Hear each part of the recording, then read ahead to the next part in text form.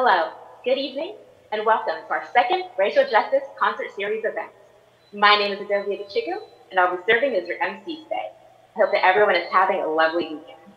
As you may already know, the newly created Racial Justice Concert Series, also known as RJCS, it serves as a collaboration among Johns Hopkins students, faculty, and staff, and harnesses the power of music to bring awareness to issues of racism in Baltimore and to support Baltimore organizations that focus on racial justice work. The RJCS features performances by Baltimore musicians and provides a platform for racial justice organizations to educate audiences about their efforts. The RJCS is cooperatively produced and funded by the Johns Hopkins Program in Arts, Humanities, and Health, the Johns Hopkins Center for Music and Medicine, and the Johns Hopkins International Arts and Mind Lab. Our first Racial Justice Concert Series event was held several weeks ago and featured Baltimore Ceasefire and the Baltimore Boom Bap Society. We're eager to bring to you another event full of music, positive energy, and hope for racial justice. We are pleased to bring to you a live performance by the Mount Vernon Virtuosi Cello Gang, led by world-renowned cellist Amit Peled, and comprised of Peabody students and faculty. This evening's performance is titled Around the World in Five Cellos, and will feature celebrated works for cello ensemble. Please join me in giving this evening's performers a round of applause. This evening's concert is in support of Baltimore's Family Survivor Network. Baltimore's Family Survivor Network supports the mental, emotional, and physical health of individuals, communities, and families that have been impacted by violence in Baltimore. They're committed to providing healing and restoration to those whose lives have been affected by violence. Please join me in giving a round of applause to Baltimore's Family Survivor Network and Executive Director, Dorian Walker.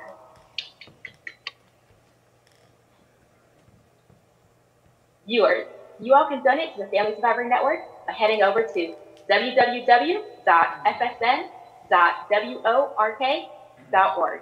Again, that's www.fsnwork.org. There will be a Q&A session with the performers of the MVP Cello Gang and Executive Director Dorian Walker after the music.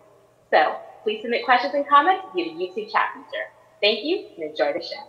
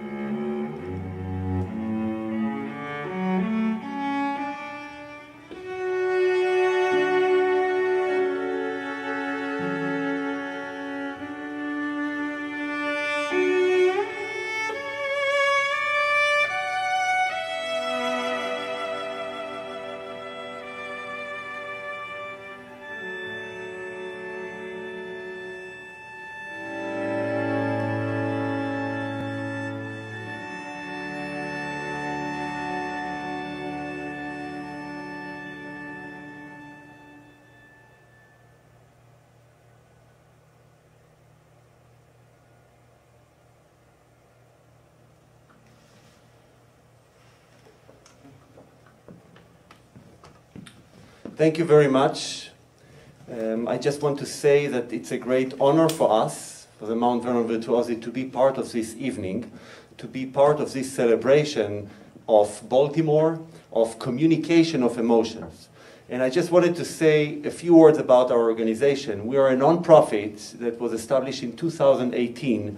The idea behind it was to create a chamber orchestra, which we couldn't obviously bring today, so we only brought the Cello Gang of it, but to create a chamber orchestra that will force, in a way, the extraordinary musicians that have studied here in Baltimore and in Maryland to stay in our state, to make their life here, and to earn enough money and dignity while doing so. And at the same time, to share classical music for free of charge with our community. Part of our job is to play in schools, to teach kids to play instruments, to play in synagogues, in churches, in jails, in hospitals, and so on. And this is on top of our regular concert series, which takes place at the Pratt Library, at Spencerville, in the church, and in the JCC in Rockville, in Maryland. So in all those places, we are sharing music for free with the public, and at the same time, we keep those young, amazing musicians here with us in Maryland. And we are very honored, as I said, to be part of this evening. And now, without further talking, I want to hand it to the young players. And we thought to wake you up after the slow piece that we played to begin the program, the Kol Nidre by Bruch, we will hear a Hungarian dance by Brahms.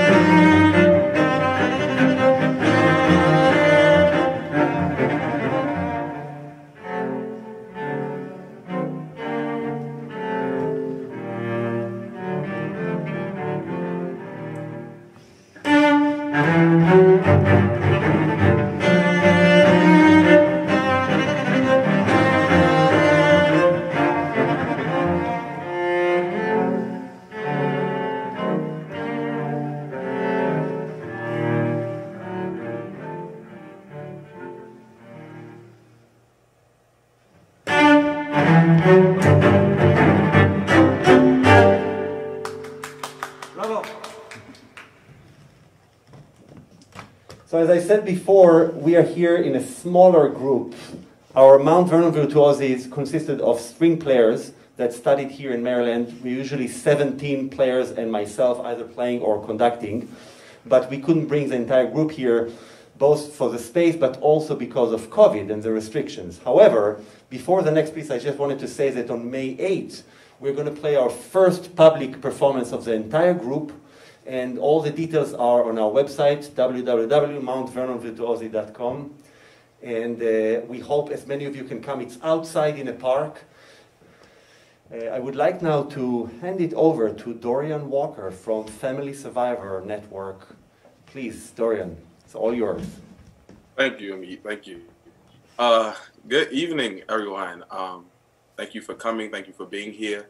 My name is Dorian Walker, and I am the Executive Director of Family Survivor Network. We are a small community-centered nonprofit in West Baltimore, Sandtown, West Baltimore. And we exist to support those who lose a loved one to violence, but particularly those who lose their loved one to the most volatile type of violence, which could be homicide and murder. And as an organization, as a team, as a staff, we basically are trying to introduce individuals to healing. We recognize that no two people grieve the same way. And so as an organization, as a staff, as a community, we've created Family Survivor Network to make sure that as many people as possible have as many ways or access to healing. We understand that, by existing and by doing this work that, it is our hope to eradicate violence. But what we seek to do every day really is to make healing as popular, if not surpass violence in its popularity and its normalcy. And we do that through a variety of ways. That's through lived experience, where we have peer support survivors who walk the course of the journey of the life of someone else who, alongside the life of someone else who has recently lost a loved one. They facilitate support groups and really just provide lived experience in the most instrumental way that anyone could provide it. We also have staff, therapists, clinicians, otherwise who provide therapy and support along the way.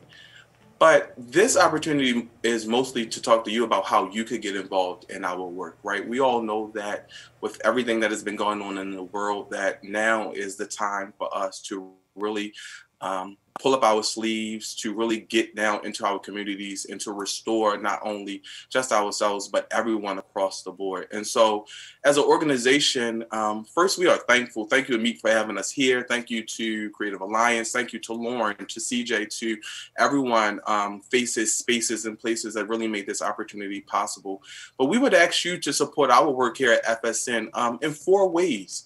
Have you found yourself in a space asking how to get involved, what to do? You have the time, you have the talent, you have the mind. Well, we invite you to join our board of directors, right? Lend your expertise in whatever capacity or shape or space that may form.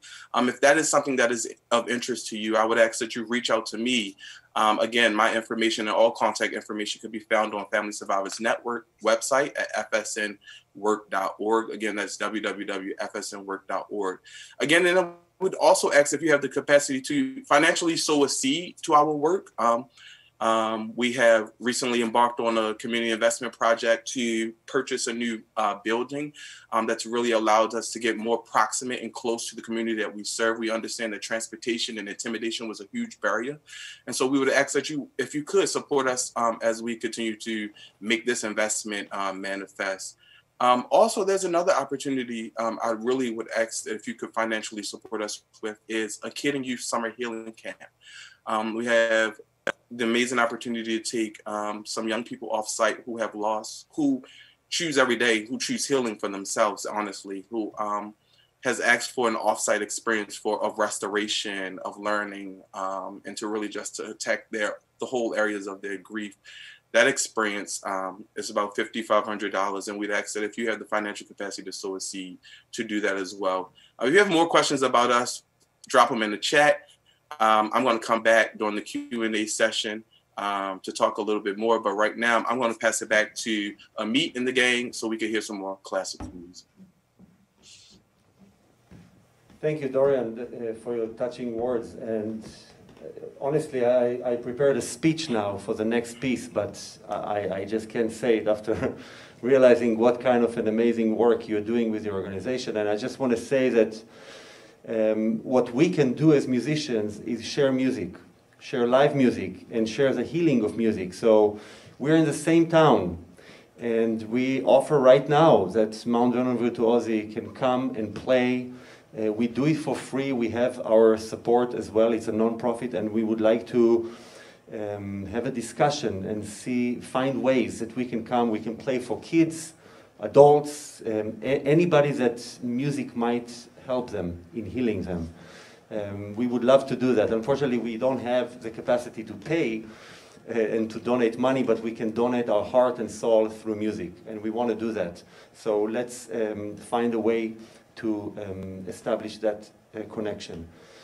We will play now 3 pieces in a row. One is actually a spiritual that I personally fell in love with. It's called Motherless Child, and I guess that fits what we were just talking about. And it's really about a child that is losing his mother, but not because the mother was murdered, because this is in slave time, and the child was sold to just different plantation, and the mother walks with 7 kids to the area where the people buy slaves. And on that weekend, 7 of her kids are sold, and she never sees them again. And then one of the children is singing this song. I fell in love with this spiritual, first and foremost, because I'm a parent, and I have kids. And I thought, oh my God, if this would happen to me. But of course, this happened so many times in this country in the past. And we, again, asked a special arranger, a composer, to arrange it for us for this special occasion. This is the first time it's played with 5 cellos. So here is Motherless Child, and we will end our section with a Hungarian Rhapsody, a celebration of cello, written by Popper, for 5 cellos, written by the greatest cellist of the 19th century. And you're going to see and hear and be exposed to virtuosity that maybe you didn't know that exist on those instruments.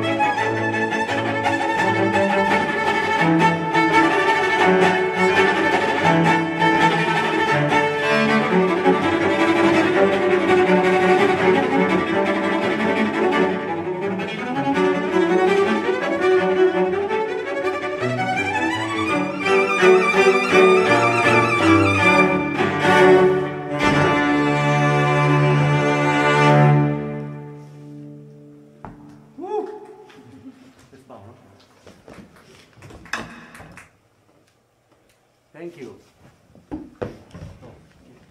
So before the Q&A, just to calm our heartbeats a little, we're going to play a piece that we all really love, and we're going to ask you to recognize the two very, very famous songs that are hidden in this arrangement.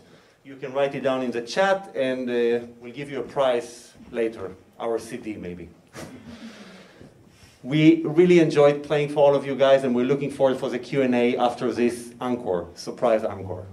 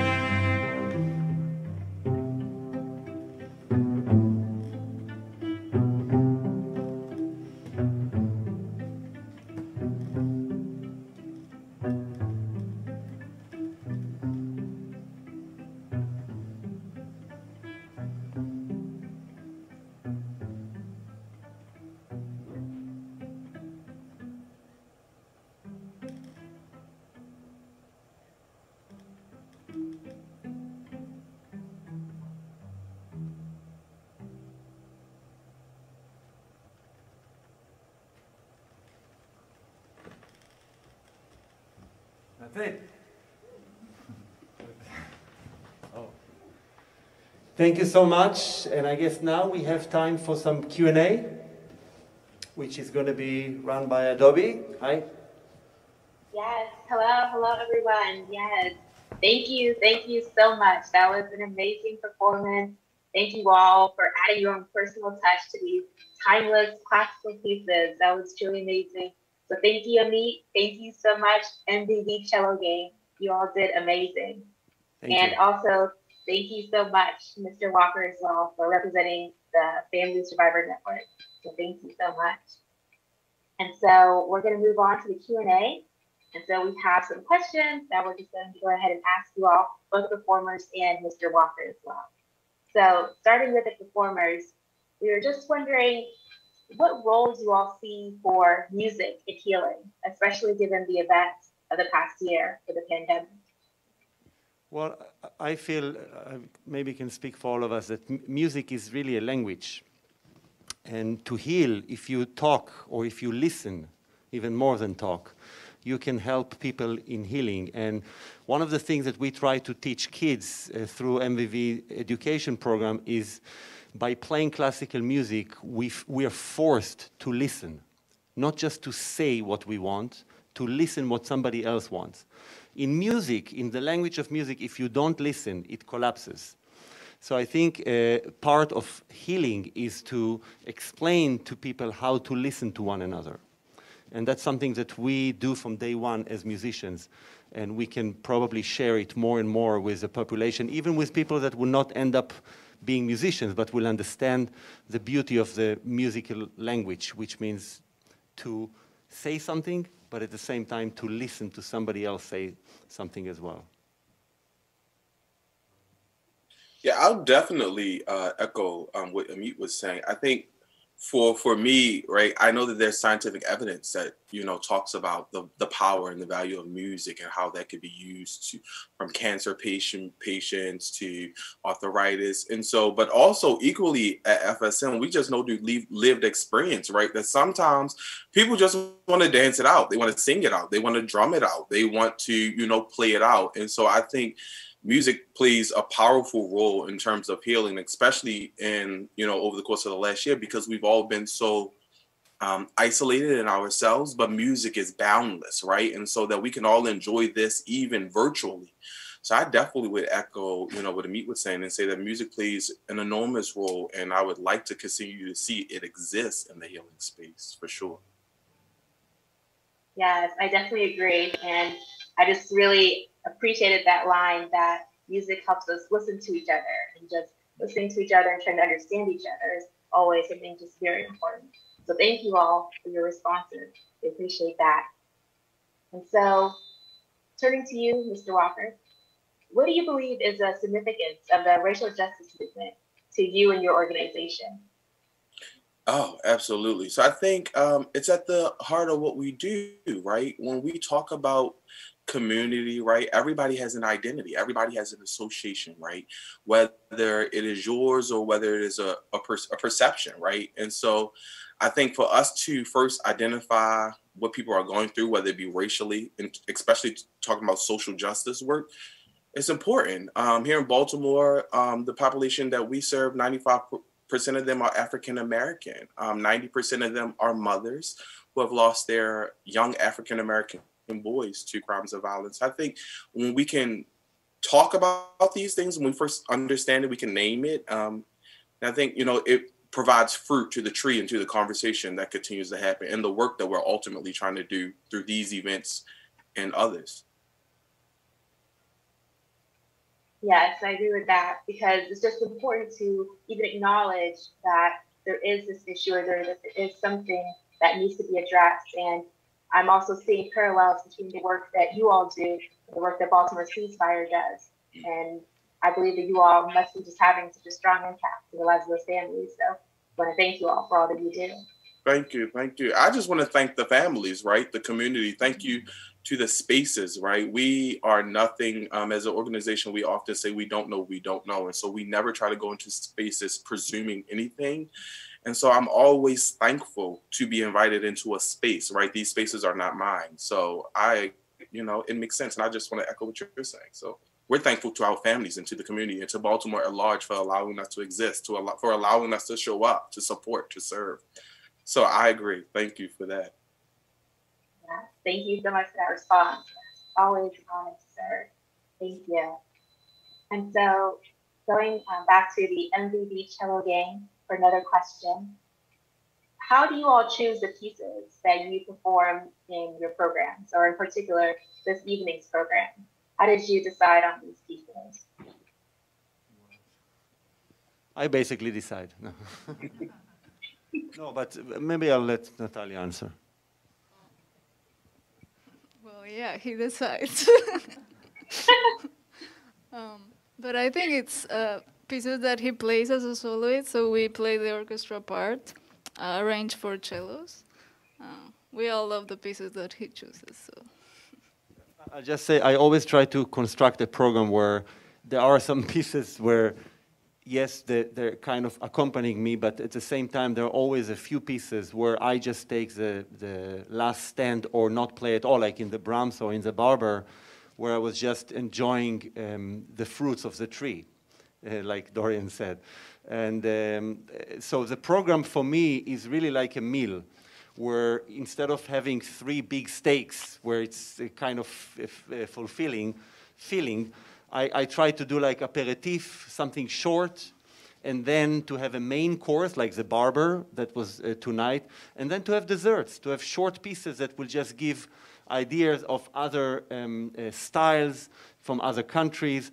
And I think that for any human being, it works with a meal, and also it works with music. And I think it all comes down to communication. When you communicate something that is not too much or too little, or it's just fun. So I see, Adobe, your big smile on your face, and I kind of want to feel that it's because of our program. So. Yes.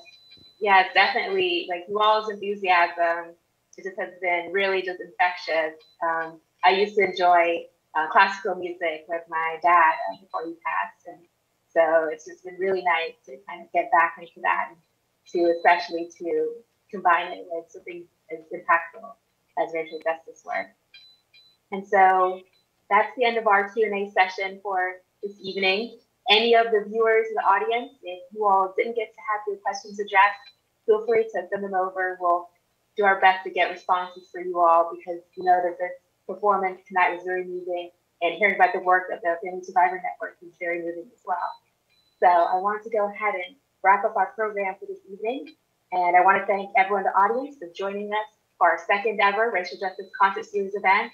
I want to thank Amit Peled and the Mount Vernon Virtuosi Cello Gang for joining us and providing us with such a wonderful performance. And thank you, Mr. Dorian Walker, the Executive Director of Baltimore's Family Survivor Network. And also, last but not least, the Creative Alliance tech team. Thank you all for all the work that you did behind the scenes. Thank you for making this program possible. If I could just get a round of applause for everyone. You all are truly amazing. And so I invite the audience members, please reach out to us at RJCS. If you have any suggestions for future performers, we can keep this wonderful momentum going. And also remember to look out for announcements for our spring series of performances and events. And so everyone, please have a great evening. Goodbye for now. Bye-bye. Bye.